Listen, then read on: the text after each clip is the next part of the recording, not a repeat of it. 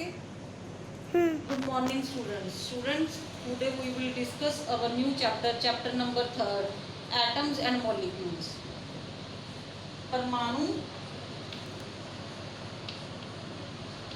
ਅਤੇ ਅਣੂ। परमाणु ਅਤੇ ਅਣੂ। ਸਭ ਤੋਂ ਪਹਿਲਾਂ ਬੇਟਾ ਆਪਾਂ ਕਿਹਦੇ ਬਾਰੇ ਡਿਸਕਸ ਕਰਾਂਗੇ? परमाणु ਨੂੰ ਆਪਾਂ ਕੀ ਕਹਿੰਦੇ ਨੇ ਬੇਟਾ? ਐਟਮਸ। ਬਹੁਤ ਸਾਇੰਟਿਸਟ, ਕਾਫੀ ਸਾਇੰਟਿਸਟ ਹੋਏ ਜਿਨ੍ਹਾਂ ਨੇ परमाणु ਬਾਰੇ ਦੱਸਿਆ। परमाणु ਕੋਈ ਵੀ ਨਾ ਮੰਨਣਯੋਗ, ਜਿਵੇਂ ਆਪਾਂ ਇੱਕ ਚੀਜ਼ ਲੈ ਲਈਏ, ਕੋਈ ਵੀ ਕਾਗਜ਼ ਦਾ ਟੁਕੜਾ ਲੈ ਲਈਏ, ਉਹਨੂੰ ਕੱਟੀ ਜਾਈਏ, ਤੋੜੀ ਜਾਈਏ, ਉਹਨੂੰ ਕੱਟੀ ਜਾਈਏ, ਇੱਕ ਪੁਆਇੰਟ ਆਉਂਦਾ ਜਿੱਥੇ ਉਹਨੂੰ ਆਪਾਂ ਦੋ ਹਿੱਸਿਆਂ 'ਚ ਨਹੀਂ ਅਲੱਗ-ਅਲੱਗ ਕਰ ਸਕਦੇ, ਉਹਦੇ ਟੁਕੜੇ ਨਹੀਂ ਕਰ ਸਕਦੇ, ਉਸ ਚੀਜ਼ ਨੂੰ ਇੱਕ परमाणु ਦਾ ਨਾਮ ਦਿੱਤਾ ਗਿਆ। ਉਸ ਤੋਂ ਬਾਅਦ ਹੁਣ परमाणु ਨੂੰ ਆਪਾਂ ਐਕਸਪਲੇਨ, परमाणु ਬਾਰੇ ਆਪਾਂ ਕੀ ਪੜਾਂਗੇ, परमाणु ਦੇ ਕਿਹੜੇ ਲॉज ਹੈ। ਸਭ ਤੋਂ ਪਹਿਲਾਂ परमाणु ਬਾਰੇ ਆਪਾਂ ਪੜਾਂਗੇ लॉज ऑफ केमिकल कॉम्बिनेशन, रसायनिक संयोजन के नियम। रसायनिक संयोजन के नियम। रसायनिक संयोजन के नियम दे विच पहला नियम है बेटा पुंज सुरक्षण। पुंज सुरक्षण,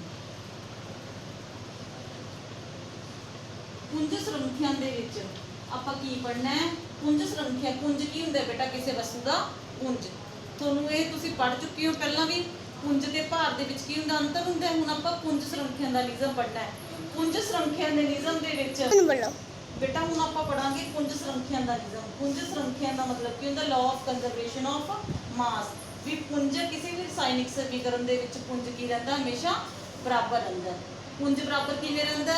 ਕਿਵੇਂ परमाणुओं का पुंज बराबर रहता है? जिवें कोई भी रसायनिक समीकरण कर लो आप, ਉਹਦੇ ਵਿੱਚ परमाणु का पुंज कोई भी, जिवें अपने को आ गया कोई भी रसायनिक समीकरण, जिवें थोड़ी किताब दे विच दित्तियां हुई होंदियां, किहड़ी-किहड़ी रसायनिक समीकरण दित्ती हुई है? कॉपर सल्फेट ले लिया,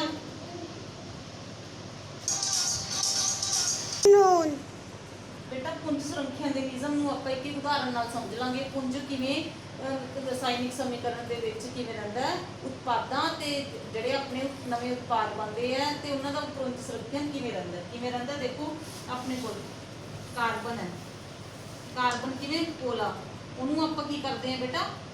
ਜਲਾਉਂਦੇ ਆ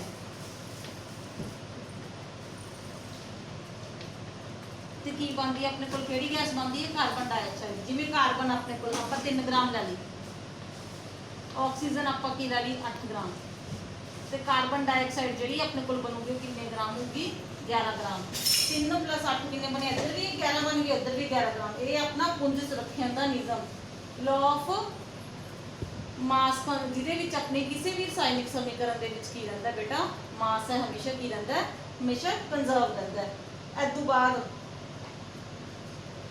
ਸੈਕਿੰਡ ਆਪਣਾ ਜਿਹੜਾ ਨਿਯਮ ਹੈ ਇਹ ਸੀ ਆਪਣਾ ਪੁੰਜ ਸੰਖਿਆ ਦਾ ਨਿਯਮ। ਇਸ ਤੋਂ ਬਾਅਦ ਜਿਹੜਾ ਵੀ ਨਿਯਮ ਆਪਾਂ रुक जाओ मैंने बोलो। ਇਸ ਤੋਂ ਬਾਅਦ ਆਪਣਾ ਅਗਲਾ ਨਿਯਮ ਹੈ ਬੇਟਾ ਸਥਿਰ ਅਨੁਪਾਤ ਦਾ ਨਿਯਮ।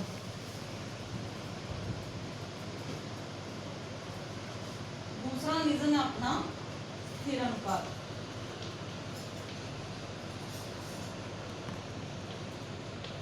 ਸਥਿਰ ਅਨੁਪਾਤ ਦੇ ਨਿਯਮ ਦੇ ਵਿੱਚ ਆਪਾਂ ਪੜਾਂਗੇ ਕੋਈ ਵੀ ਯੌਗਿਕ ਬਣਦਾ, ਕੋਈ ਵੀ ਆਪਾਂ ਅਣੂ ਲੈ ਲਈਏ, ਫਾਰ ਐਗਜ਼ਾਮਪਲ ਪਾਣੀ ਜਿਹੜਾ ਕਿ ਨਾਰਮਲ ਆਪਾਂ ਯੂਜ਼ ਕਰਦੇ ਹਾਂ। ਪਾਣੀ ਦਾ ਸੂਤਰ ਕੀ ਹੁੰਦਾ? H2O। ਇਹਦੇ ਵਿੱਚ ਹਾਈਡਰੋਜਨ ਦੇ 2 ਪਰਮਾਣੂ ਤੇ ਆਕਸੀਜਨ ਦਾ 1 ਪਰਮਾਣੂ ਜੋੜ ਕੇ ਕੀ ਬਣਦਾ ਹੈ? ਪਾਣੀ ਦਾ ਇੱਕ ਮੋਲੀਕਿਊਲ ਬਣਦਾ ਹੈ, ਅਣੂ ਬਣਦਾ ਹੈ। ਠੀਕ ਹੈ, ਇਹਦੇ ਵਿੱਚ ਕੀ ਬਣਦਾ? ਤੁਸੀਂ ਪਾਣੀ ਚਾਹੇ ਇੰਡੀਆ 'ਚ ਲੈ ਲਓ, ਚਾਹੇ ਤਲਾਬ ਦਾ ਲੈ ਲਓ, ਚਾਹੇ ਪੀਣ ਵਾਲਾ ਪਾਣੀ ਲੈ ਲਓ, ਪਾਣੀ ਦਾ ਜਿਹੜਾ ਆਪਣਾ ਅਨੁਪਾਤ ਹੈ ਉਹ ਕੀ ਰਹੂਗਾ? H2O ਹੀ ਰਹੂਗਾ। ਉਵੇਂ ਅਮੋਨੀਆ ਲੈ ਲਓ, ਅਮੋਨੀਆ ਕੀ ਹੈ? NH3। ਇਹਨਾਂ ਦਾ ਅਨੁਪਾਤ ਵੀ ਕੀ ਹੈ? ਸਥਿਰ ਹੋਊਗਾ। ਮਤਲਬ ਜੇ ਆਪਾਂ ਪਾਣੀ ਨੂੰ ਬਣਾਉਣਾ ਹੈ, ਪਾਣੀ ਦਾ ਇੱਕ ਮੋਲੀਕਿਊਲ ਬਣਾਉਣਾ ਹੈ, ਤਾਂ ਆਪਾਂ ਨੂੰ ਹਾਈਡਰੋਜਨ ਦੇ 2 ਪਰਮਾਣੂ ਚਾਹੀਦੇ ਹੈ ਤੇ ਆਕਸੀਜਨ ਦਾ 1 ਪਰਮਾਣੂ ਚਾਹੀਦਾ ਹੈ। करो बेटा ये सी अपना स्थिर अनुपात। स्थिर अनुपात का नियम मतलब ਜਿਹੜੇ ਆਪਾਂ ਕੋਈ ਵੀ ਯੌਗਿਕ ਬਣਾਉਂਦੇ ਆ, ਆਪਾਂ ਮੋਲੀਕਿਊਲ ਬਣਾਉਂਦੇ ਯੌਗਿਕਾਂ ਦੇ ਵਿੱਚ ਕੀ ਹੁੰਦਾ? ਜਿਹੜੇ ਪਰਮਾਣੂ ਆ ਉਹਨਾਂ ਦਾ ਅਨੁਪਾਤ ਹਮੇਸ਼ਾ ਕੀ ਰਹਿੰਦਾ? ਸਥਿਰ ਰਹਿੰਦਾ। ਓਕੇ, ਹੁਣ ਆਪਾਂ ਜਿਵੇਂ ਇਹਦੇ ਵਿੱਚ ਦੇਖੋ ਹਾਈਡਰੋਜਨ ਦਾ ਇਹ ਕਿਹੜੇ ਅਨੁਪਾਤ ਨਾਲ ਮਿਲਦਾ? ਹਾਈਡਰੋਜਨ ਦਾ 1 ਗ੍ਰਾਮ ਹਾਈਡਰੋਜਨ 1 ਤੇ ਆਕਸੀਜਨ ਦਾ ਕਿੰਨਾ ਹੁੰਦਾ 1:8। ਠੀਕ ਹੈ। ਹੁਣ ਆਪਾਂ ਉਸ ਤੋਂ ਬਾਅਦ ਇਹਨੂੰ ਪਰਮਾਣੂਆਂ ਦੇ ਸਿਧਾਂਤ ਨੂੰ ਕਿਹਨੇ ਐਕਸਪਲੇਨ ਕੀਤਾ ਸੀ ਚੰਗੀ ਤਰ੍ਹਾਂ ਆਪਾਂ ਨੂੰ? ਡਾਲਟਨ ਨੇ। ਡਾਲਟਨ ਦਾ ਪਰਮਾਣੂ ਸਿਧਾਂਤ। ਡਾਲਟਨ ਦੇ ਪਰਮਾਣੂ ਸਿਧਾਂਤ। ਡਾਲਟਨ ਨੇ ਆਪਾਂ ਨੂੰ ਕੀ ਦੱਸਿਆ ਪਰਮਾਣੂ ਬਾਰੇ? ਡਾਲਟਨ ਦੇ ਪਰਮਾਣੂ ਸਿਧਾਂਤ ਦੇ ਮੁਤਾਬਿਕ ਕੀ ਹੁੰਦੇ ਸਾਰੇ ਪਦਾਰਥ ਛੋਟੇ ਕੋਈ ਵੀ ਪਦਾਰਥ ਹੈ ਦੁਨੀਆ 'ਚ ਕੋਈ ਵੀ ਚੀਜ਼ ਲੈ ਲਓ ਉਹ ਸਾਰੇ ਛੋਟੇ ਪਰਮਾਣੂਆਂ ਨੂੰ ਮਿਲ ਕੇ ਬਣਦੇ ਹੈ। ਤੇ ਦੂਜਾ ਪੁਆਇੰਟ ਕੀ ਹੈ ਪਰਮਾਣੂ ਬਾਰੇ? ਪਰਮਾਣੂ ਨਾ ਵੰਡਣਯੋਗ ਸੂਖਮਤਮ ਕਣ ਹੁੰਦੇ ਹਨ ਜਿਨ੍ਹਾਂ ਨੂੰ ਛੋਟੀ ਤੋਂ ਛੋਟੀ ਇਕਾਈ ਜਿਨ੍ਹਾਂ ਨੂੰ ਆਪਾਂ ਅੱਗੇ ਨਹੀਂ ਵੰਡ ਸਕਦੇ ਉਹਨਾਂ ਨੂੰ ਆਪਾਂ ਕੀ ਕਹਿੰਦੇ ਆ ਬੇਟਾ? ਪਰਮਾਣੂ ਕਹਿੰਦੇ ਆ। ਕਿਸੇ ਵੀ ਤੱਤ ਦੇ ਵਿੱਚ ਪਰਮਾਣੂਆਂ ਦਾ ਪੁੰਜ ਹਮੇਸ਼ਾ ਕੀ ਹੁੰਦਾ ਹੈ ਬੇਟਾ? ਸਮਾਨ ਹੁੰਦਾ ਹੈ। ਕਿਸੇ ਵੀ ਰਾਸਾਇਣਿਕ ਕਿਰਿਆ ਦੇ ਵਿੱਚ ਅਭਿਕਾਰਕਾਂ ਤੇ ਉਤਪਾਦਾਂ ਦਾ ਜਿਹੜਾ ਪੁੰਜ ਆ ਹਮੇਸ਼ਾ ਕੀ ਰਹਿੰਦਾ ਬੇਟਾ? ਹਮੇਸ਼ਾ ਸਮਾਨ ਰਹਿੰਦਾ ਹੈ। ਤੇ ਵੱਖ-ਵੱਖ ਤੱਤਾਂ ਦੇ ਪਰਮਾਣੂ ਆਪਸ ਵਿੱਚ ਇੱਕ ਛੋਟੀ ਪਰਮਾਣੂ ਸੰਖਿਆ ਦੇ ਅਨੁਪਾਤ ਵਿੱਚ ਸੰਯੋਗ ਕਰਕੇ ਕੀ ਬਣਾਉਂਦੇ? ਇੱਕ ਯੌਗਿਕ, ਜਿਹੜਾ ਆਪਾਂ ਸਥਿਰ ਅਨੁਪਾਤ ਦਾ ਨਿਯਮ ਪੜਿਆ ਸੀ। ਕਿਸੇ ਵੀ ਯੌਗਿਕ ਦੇ ਪਰਮਾਣੂਆਂ ਦੀ रुक जा दीदी बुला रही अब करो ਬੇਟਾ ਕਿਸੇ ਵੀ ਰਸਾਇਣਿਕ ਸਮੀਕਰਨ ਦੇ ਵਿੱਚ ਅਭਿਕਾਰਕਾਂ ਦੇ ਉਤਪਾਦਾਂ ਦੇ ਪੁੰਜ ਦੋਨੋਂ ਸਾਈਡਾਂ ਤੇ ਕੀ ਰਹਿੰਦਾ ਬੇਟਾ? ਬਰਾਬਰ ਰਹਿੰਦਾ। ਇਹ ਸੀ ਡਾਲਟਨ ਨੇ ਜਿਹੜਾ ਆਪਾਂ ਨੂੰ ਪਰਮਾਣੂਆਂ ਦੇ ਸਿਧਾਂਤਾਂ ਬਾਰੇ ਦੱਸਿਆ। ਹੁਣ ਇਸ ਪਾਠ ਦੇ ਵਿੱਚ ਸਭ ਤੋਂ ਪਹਿਲਾਂ ਜਿਹੜਾ ਤੁਹਾਨੂੰ ਡਾਲਟਨ ਦੇ ਪਰਮਾਣੂ ਸਿਧਾਂਤ ਬਾਰੇ ਆ ਜਾਂਦਾ 2 ਜਾਂ 3 ਨੰਬਰ ਕੁਐਸਚਨ ਤੁਸੀਂ 2 ਜਾਂ 3 ਸਿਧਾਂਤ ਲਿਖਣੇ ਹੁੰਦੇ ਆ। ਉਸ ਤੋਂ ਬਾਅਦ ਅਗਲਾ ਕੁਐਸਚਨ ਆ ਜਾਂਦਾ ਪਰਮਾਣੂ ਕੀ ਹੈ? ਪਰਮਾਣੂ ਕੀ ਹੁੰਦਾ ਹੈ? ਹੁਣੇ ਆਪਾਂ ਪੜ੍ਹ ਚੁੱਕੇ ਆ ਇਸ ਚੈਪਟਰ 'ਚ ਆਪਾਂ ਪੜ੍ਹੇ ਪਰਮਾਣੂ ਬਾਰੇ ਹੈ। ਪਰਮਾਣੂ ਕੀ ਹੁੰਦੀ ਹੈ? ਪਰਮਾਣੂ ਨਾ ਵੰਡਣਯੋਗ ਸੂਖਮਤਮ ਕਣ ਹੁੰਦੇ ਹਨ ਜੋ ਰਸਾਇਣਿਕ ਪ੍ਰਤੀਕਿਰਿਆ ਵਿੱਚ ਨਾ ਤਾਂ ਸਿਰਜਿਤ ਹੁੰਦੇ ਹਨ ਤੇ ਨਾ ਹੀ ਇਹਨਾਂ ਦਾ ਕੀ ਹੁੰਦਾ ਹੈ? ਵਿਨਾਸ਼ ਹੁੰਦਾ ਹੈ। ਕਿਸੇ ਵੀ ਰਸਾਇਣਿਕ ਕਿਰਿਆ ਦੇ ਵਿੱਚ ਨਾ ਤਾਂ ਸਿਰਜਿਤ ਹੁੰਦੇ ਆ ਮਤਲਬ ਨਾ ਤਾਂ ਨਵੇਂ ਬਣਦੇ ਆ ਤੇ ਨਾ ਹੀ ਉਹਨਾਂ ਦਾ ਕੀ ਹੁੰਦਾ? ਵਿਨਾਸ਼ ਹੁੰਦਾ ਹੈ। ਇਹ ਨਾ ਵੰਡਣਯੋਗ ਸੂਖਮਤਮ ਕਣ ਹੁੰਦੇ ਹਨ। ਇਹ ਸੀ ਆਪਣੇ ਪਰਮਾਣੂ ਕਿੰਨੇ ਵੱਡੇ ਹੁੰਦੇ ਜਾਂ ਕਿੰਨੇ ਪਰਮਾਣੂ ਕਹਿੰਦੇ ਛੋਟੇ ਤੋਂ ਛੋਟੀ ਇਕਾਈ ਹੁੰਦੀ ਹੈ ਬੇਟਾ। ਕਿਸੇ ਵੀ ਤੱਤ ਦੀ ਛੋਟੀ ਤੋਂ ਛੋਟੀ ਇਕਾਈ ਨੂੰ ਆਪਾਂ ਕੀ ਕਹਿੰਦੇ ਆ? ਪਰਮਾਣੂ ਕਹਿੰਦੇ ਆ। ਠੀਕ ਹੈ। ਹੁਣ ਪਰਮਾਣੂ ਤੁਸੀਂ ਦੇਖ ਲਓ ਆਪਾਂ ਘਰਾਂ ਦੇ ਵਿੱਚ ਆਪਾਂ ਤਾਂ ਘਰ ਬਣਾਉਂਦੇ ਆ। ਘਰ ਬਣਾਉਣ ਲਈ ਸਭ ਤੋਂ ਛੋਟੀ ਇਕਾਈ ਆਪਣੀ ਕੀ ਆ? ਘਰ ਨੂੰ ਜਦੋਂ ਦੀਵਾਰਾਂ ਖਿੱਚਦੇ ਆ ਇੱਟ ਲਾਉਂਦੇ ਆ, ਇੱਟ ਪਰਮਾਣੂ ਹੋ ਗਿਆ। ਪਰ ਇੱਟ ਨੂੰ ਬਣਾਉਣ ਲਈ ਮਿੱਟੀ ਦੇ ਛੋਟੇ ਕਣ ਲੱਗਦੇ ਆ। ਮਿੱਟੀ ਦਾ ਇੱਕ ਕਣ ਕੀ ਹੋ ਗਿਆ? ਉਹਦਾ ਪਰਮਾਣੂ ਹੋ ਗਿਆ। ਠੀਕ ਹੈ। ਇਹ ਸੀ ਸਾਰਾ ਕੁਝ ਆਪਣਾ ਇਹਦੇ ਬਾਰੇ ਪਰਮਾਣੂਆਂ ਬਾਰੇ। ਹੁਣ ਆਪਾਂ ਪਰਮਾਣੂ ਪੜ੍ਹ ਲਿਆ ਤੇ ਹੁਣ ਆਪਾਂ ਦੇਖਾਂਗੇ ਅਣੂ ਕੀ ਹੁੰਦੇ ਆ। ਅਣੂ ਕੀ ਹੁੰਦੇ? ਜਦੋਂ ਪਰਮਾਣੂ 2 ਜਾਂ 2 ਤੋਂ 3 ਵੱਧ ਪਰਮਾਣੂ ਮਿਲ ਕੇ ਅਗਲਾ ਕੁਐਸਚਨ ਕੀ ਆ ਜਾਂਦਾ ਬੇਟਾ? ਅਣੂ ਕੀ ਹੁੰਦੇ ਹਨ? ਅਣੂ ਕੀ ਹੁੰਦੇ ਹਨ? ਜਦੋਂ 2 ਜਾਂ 2 ਤੋਂ 3 ਵੱਧ ਪਰਮਾਣੂ ਮਿਲਦੇ ਇੱਕ ਨਵਾਂ ਯੌਗਿਕ ਜਾਂ ਯੌਗਿਕ ਬਣਾਉਂਦੇ ਉਹਨੂੰ ਆਪਾਂ ਕੀ ਕਹਿੰਦੇ ਨੇ? ਇੱਕ ਅਣੂ। ਜਿਵੇਂ ਫਾਰ ਐਗਜ਼ਾਮਪਲ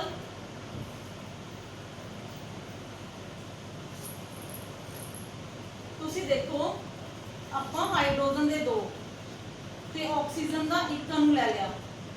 ਠੀਕ ਹੈ। ਆਕਸੀਜਨ ਦਾ 1 ਤਾਂ ਕੀ ਬਣੂਗਾ? ਪਾਣੀ ਬਣ ਗਿਆ। ठीक है। पानी रुक जाओ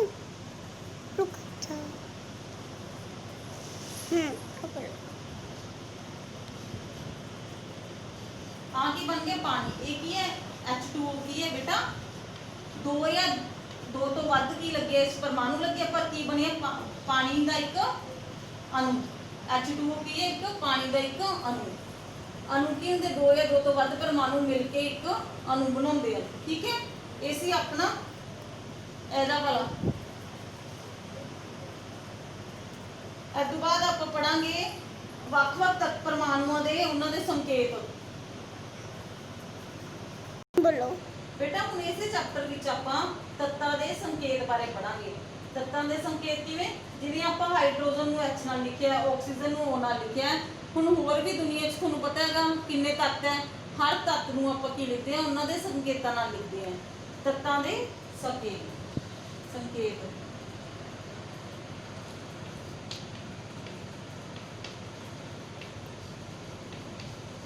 ਹੁਣ ਆਪਾਂ ਦੇਖੋ ਪਹਿਲਾਂ ਆਪਾਂ ਆਪਾਂ ਆਮ ਵਰਤੋਂ ਵਿੱਚ ਲਿਆਉਂਦੇ ਐਲੂਮੀਨੀਅਮ।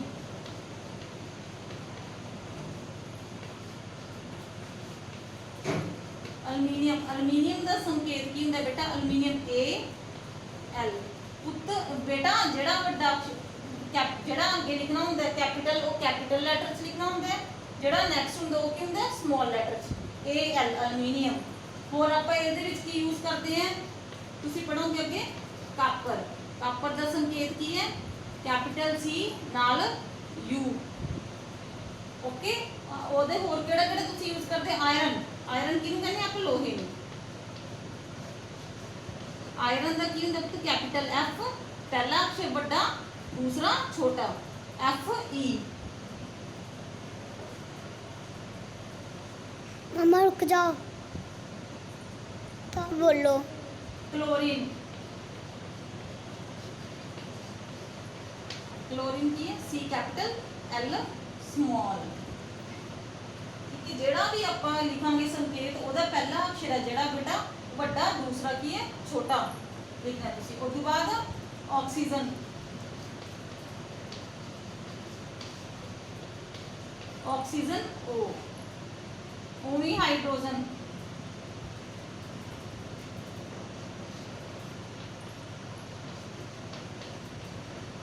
हाइड्रोजन का संकेत की है H। ਇਹ ਸੀ ਸਾਰੇ ਸੰਕੇਤ ਜਿਹੜੇ ਤੁਸੀਂ ਯਾਦ ਕਰਨੇ ਬੇਟਾ। ਤੁਹਾਡੀ ਬੁੱਕ ਦੇ ਪੇਜ ਨੰਬਰ 38, ਪੇਜ ਨੰਬਰ 38 ਦੇ ਵਿੱਚ ਦਿਖ ਰਿਹਾ ਤੁਹਾਨੂੰ? हाँ जी।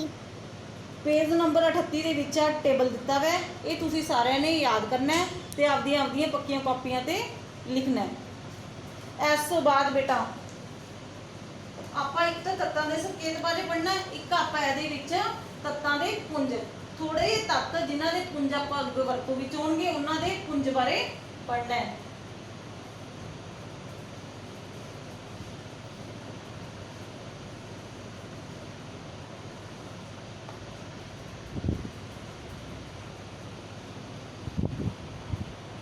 ਤੱਤ ਤੇ ਇੱਧਰ ਉਹਨਾਂ ਦਾ ਪਰਮਾਣੂ ਪੁੰਜ।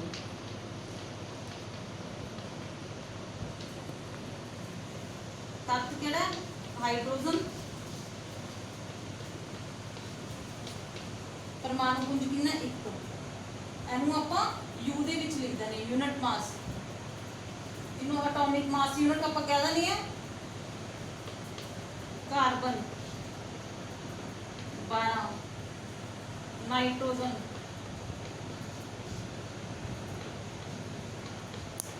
14। इसी तरह ये सारी सारणी तुसी सारे नाल एटॉमिक मास यू लगा देना। ये सारी सारणी तुसी पेज नंबर 39 39 नंबर पेज से दिती गई है। ये तुसी जिन्ने तत्त तुहानूं दिते हुए है 10 क तत्त है, इन्हां दे परमाणु पुंज तुसी याद करने जिहड़े कि अगे अपने यूज होणगे। इस तो बाद बेटा ਹੁਣ ਤੁਹਾਨੂੰ ਮੈਂ ਅਣੂ ਵੀ ਦੱਸਦਾ ਸੀ। ਅਣੂ ਕੀ ਹੁੰਦਾ ਹੈ? 2 ਜਾਂ 2 ਤੋਂ ਵੱਧ ਤੱਤਾਂ ਨੂੰ, ਜਦੋਂ 2 ਜਾਂ 2 ਤੋਂ ਵੱਧ ਪਰਮਾਣੂਆਂ ਨੂੰ ਮਿਲ ਕੇ ਇੱਕ ਨਵਾਂ ਯੌਗਿਕ ਬਣਦਾ, ਆਪਾਂ ਉਹਨੂੰ ਕੀ ਕਹਿੰਦੇ ਆ? रुक जाओ पाप।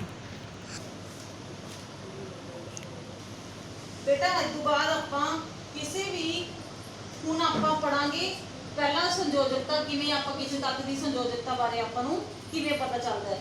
ਜਦੋਂ ਸੰਯੋਜਕਤਾ ਲਿਖਣੀ ਆ ਗਈ ਉਸ ਤੋਂ ਬਾਅਦ ਆਪਾਂ ਯੌਗਿਕਾਂ ਦੇ ਸੂਤਰ ਲਿਖ ਸਕਦੇ ਹਾਂ। ਹੁਣ ਆਪਾਂ ਕਿਹਦੇ ਬਾਰੇ ਪੜਾਂਗੇ? ਸੰਯੋਜਕਤਾ।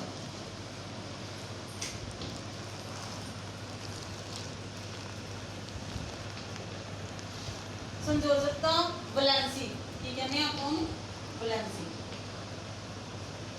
ਵੈਲੈਂਸੀ ਦੇਖੋ, ਵੈਲੈਂਸੀ ਦੇ ਵਿੱਚ ਜਿਵੇਂ ਆਪਣੇ ਕੋਲ ਆਪਾਂ ਸੋਡੀਅਮ ਦੀ ਐਗਜ਼ਾਮਪਲ ਲੈ ਲਈਏ। ਆਪਾਂ ਪੜ੍ਹਦੇ ਆ ਉਹਨਾਂ ਦੇ ਸੋਡੀਅਮ, ਤੁਸੀਂ ਪੜ੍ਹਿਆ ਹੋਊਗਾ ਸੋਡੀਅਮ ਦੇ ਨਾਲ ਪਲੱਸ ਦਾ ਸਾਈਨ ਲੱਗਿਆ ਹੁੰਦਾ। ਇੱਕ ਪਲੱਸ ਦਾ ਨਿਸ਼ਾਨ ਹੈ, ਮਤਲਬ ਇਹ ਕੀ ਕਰ ਸਕਦਾ ਹੈ? ਇੱਕ ਇਲੈਕਟ੍ਰੋਨ ਆਪਦਾ ਕੀ ਕਰ ਸਕਦਾ ਬੇਟਾ? ਡੋਨੇਟ ਕਰ ਸਕਦਾ। ਤਾਂ ਇਹਦੀ ਵੈਲੈਂਸੀ ਕਿੰਨੀ ਹੈ? 1। ਇਹ ਕਿਵੇਂ? ਜਿਵੇਂ ਸੋਡੀਅਮ ਦੀ ਜਿਹੜੀ ਪਰਮਾਣੂ ਸੰਖਿਆ ਬੇਟਾ ਉਹ ਕਿੰਨੀ ਹੈ? 11। ਤੇ ਇਹਦੇ ਵਿੱਚ ਜਦੋਂ ਆਪਾਂ ਇਹਨੂੰ ਸ਼ੈਲਾਂ ਦੇ ਵਿੱਚ ਵੰਡਦੇ ਆ, ਪਹਿਲੇ ਸ਼ੈਲ 'ਚ 2, ਦੂਸਰੇ 'ਚ 8, ਤੀਸਰੇ 'ਚ 1, ਇਹਦੀ ਵੈਲੈਂਸੀ ਕਿੰਨੀ ਹੋਗੀ? 1। ਉਸੇ ਤਰ੍ਹਾਂ ਹੀ ਆਪਾਂ ਹੋਰ ਜਿਹੜੇ ਆਪਣੇ ਕੀ ਕਹਿੰਦੇ ਹੁੰਦੇ ਤੱਤ ਹੈ ਉਹਨਾਂ ਦੀਆਂ ਵੈਲੈਂਸੀਆਂ ਆਰਾਮ ਨਾਲ ਕਰ ਸਕਦੇ। ਮੈਗਨੀਸ਼ੀਅਮ ਹੈ, ਮੈਗਨੀਸ਼ੀਅਮ ਦੀ ਵੈਲੈਂਸੀ ਕਿੰਨੀ ਹੈ? 12। ਉਹ ਮੈਗਨੀਸ਼ੀਅਮ ਦਾ ਰਾਸਾਇਨਿਕ ਨੰਬਰ ਪਰਮਾਣੂ ਨੰਬਰ ਕਿੰਨਾ 12, ਪਰਮਾਣੂ ਸੰਖਿਆ 12 ਤੇ ਇਹਦੀ ਵੈਲੈਂਸੀ ਕਿੰਨੀ ਆ ਗਈ 2। ਠੀਕ ਹੈ, ਇਹ ਆ ਗਿਆ ਆਪਣਾ ਆਪਾਂ ਵੈਲੈਂਸੀ ਕਿਵੇਂ ਕੱਢਦੇ ਆ। ਜੇ ਕਿਸੇ ਦੇ ਉੱਤੇ ਪੋਜ਼ਿਟਿਵ ਸਾਈਨ ਹੁੰਦਾ ਹੈ ਇਹਦਾ ਮਤਲਬ ਉਹ ਆਪਦਾ ਇਲੈਕਟ੍ਰੋਨ ਕਿਸੇ ਨੂੰ ਦੇ ਸਕਦਾ ਹੈ। ਜੇ ਕਿਸੇ ਦੇ ਉੱਤੇ ਨੈਗੇਟਿਵ ਸਾਈਨ ਹੁੰਦਾ ਇਹਦਾ ਮਤਲਬ ਉਹ ਕਿਸੇ ਤੋਂ ਆਪਦਾ ਇਲੈਕਟ੍ਰੋਨ ਲੈ ਸਕਦਾ ਹੈ। ਠੀਕ ਹੈ, ਜਿਵੇਂ ਹਾਈਡਰੋਜਨ ਹੈ, ਹਾਈਡਰੋਜਨ ਕਿਸੇ ਤੋਂ ਆਪਦਾ ਇੱਕ ਇਲੈਕਟ੍ਰੋਨ ਲੈ ਵੀ ਸਕਦਾ ਹੈ ਤੇ ਹਾਈਡਰੋਜਨ ਕਿਸੇ ਨੂੰ ਆਪਦਾ ਇੱਕ ਇਲੈਕਟ੍ਰੋਨ ਦੇ ਵੀ ਸਕਦਾ ਹੈ। ਇਹਦੇ ਬਾਰੇ ਤੁਸੀਂ ਜਿਹਦੇ ਉੱਤੇ ਜਿੰਨਾ ਸਾਈਨ ਲਿਖਿਆ ਹੁੰਦਾ, ਜਿਵੇਂ ਮੈਗਨੀਸ਼ੀਅਮ ਹੈ, ਮੈਗਨੀਸ਼ੀਅਮ ਦੇ ਉੱਤੇ ਕੀ ਲਿਖਿਆ ਹੋਊਗਾ 2 ਪੋਜ਼ਿਟਿਵ, ਮਤਲਬ ਕੀ ਹੈ ਇਹਦੀ ਵੈਲੈਂਸੀ ਕਿੰਨੀ ਹੈ 2 ਇਲੈਕਟ੍ਰੋਨ ਇਹ ਆਪੇ ਦੇ ਸਕਦਾ ਹੈ। ਇਹ ਤੁਸੀਂ ਸਾਰਿਆਂ ਦੀ ਵੈਲੈਂਸੀ ਯਾਦ ਕਰਨੀ ਹੈ। ਵੈਲੈਂਸੀ ਯਾਦ ਕਰਨ ਵਾਸਤੇ ਇਹ ਤੁਹਾਡੇ ਚਾਰਟ ਬਣਿਆ ਹੈ ਪੇਜ ਨੰਬਰ 42 ਤੇ। ਪੇਜ ਨੰਬਰ 42 ਤੇ ਇੱਕ ਚਾਰਟ ਬਣਿਆ ਹੋਇਆ, ਇਹਦੇ ਉੱਤੇ ਜਿੰਨਾ ਵੀ ਪੋਜ਼ਿਟਿਵ ਦਾ ਸਾਈਨ ਹੋਊਗਾ ਜਾਂ ਨੈਗੇਟਿਵ ਦਾ ਸਾਈਨ ਹੋਊਗਾ ਉਹ ਉਹਦੀ ਕੀ ਹੋਊਗੀ ਬੇਟਾ ਵੈਲੈਂਸੀ ਹੋਊਗੀ। ਹੁਣ ਇਸ ਤੋਂ ਬਾਅਦ ਆਪਾਂ ਸਰਲ ਯੌਗਿਕ ਹੈ ਜਿਹੜੇ ਯੌਗਿਕਾਂ ਦੇ ਸੂਤਰ ਨੂੰ ਕਿਵੇਂ ਬਣਾਵਾਂਗੇ।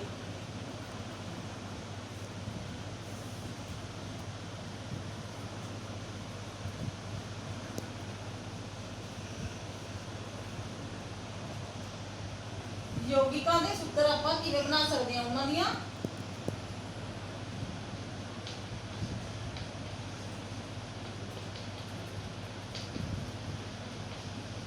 ਜਿਵੇਂ ਆਪਾਂ ਹਾਈਡਰੋਜਨ ਕਲੋਰਾਈਡ ਦਾ ਸੂਤਰ ਲਿਖਣਾ ਹੈ।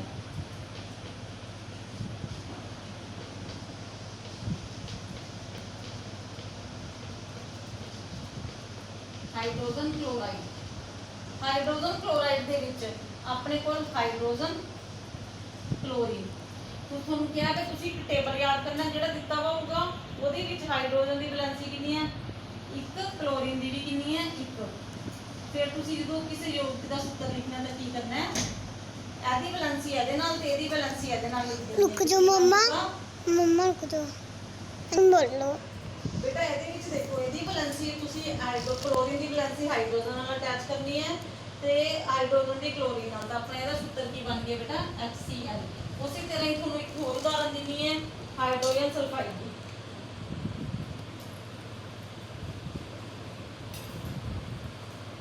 ਹਾਈਡਰੋਜਨ